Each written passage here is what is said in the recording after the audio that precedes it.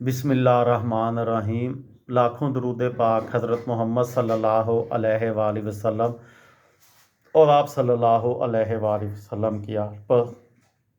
अस्सलामु अलैकुम। मेरा नाम इफ्तिखार अहमद है और आप मेरा यूट्यूब चैनल नॉलेज देख रहे हैं। पाकिस्तान के वफाकी दारुल हुकूमत इस्लामाबाद के जो मुख्तलिफ़ सेक्टर्स हैं, उनके जो पुराने नाम हैं, उनके मुतल्लिक़ ये एक वीडियो है। इस्लामाबाद को मुमलकत खुदादाद पाकिस्तान का दारुल हुकूमत बनाने का ऐलान 1959 में हुआ।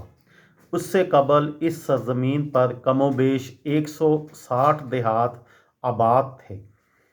अर्ज़ इस्लामाबाद का एक कदीम नाम राजशाही था।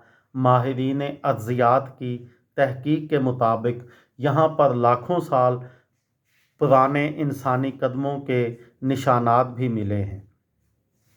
यहाँ इंसानी ज़िंदगी के आसार बहुत पुराने हैं। इस तहकीक की बुनियाद वो फॉसिल्स हैं जो दरियाए संवा के इर्द गिर्द के इलाके में मोरगा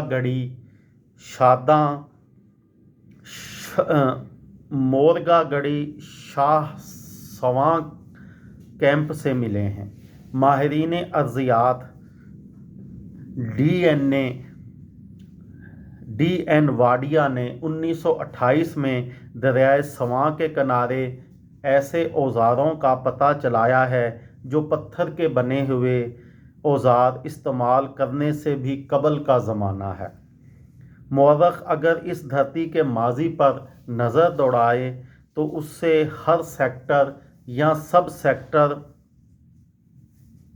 में एक गांव आबाद नज़र आएगा, बल्कि इसके अव्वलीन आबादकार बमा अपने शजरा नस्ब के आबाद दिखाई देंगे।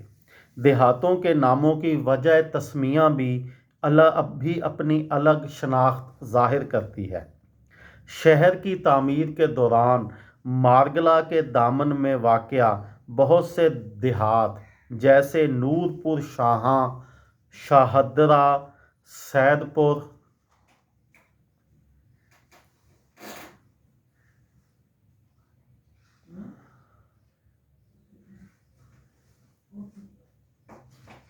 गोलड़ा शरीफ को इस्लामाबाद का देही इलाका करार देकर उनकी असल शक्ल को बरकरार रखा गया है।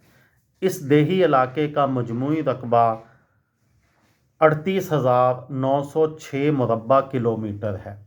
सैदपुर और शाह अल्लादिता कदीम तरीन देहात हैं। सैदपुर का पुराना नाम फतहपुर या बाउली था। इससे पहले मुग़लों के एक बुज़ुर्ग मिर्ज़ा फ़तह बेग ने 1530 में इसे आबाद किया था। 1550 में मान सिंह ने काबल जाते हुए सैद खान गक्खड़ को ये जागीर अता की। बाद में सैद खान की मुनासबत से इसका नाम सैदपुर मशहूर हो गया।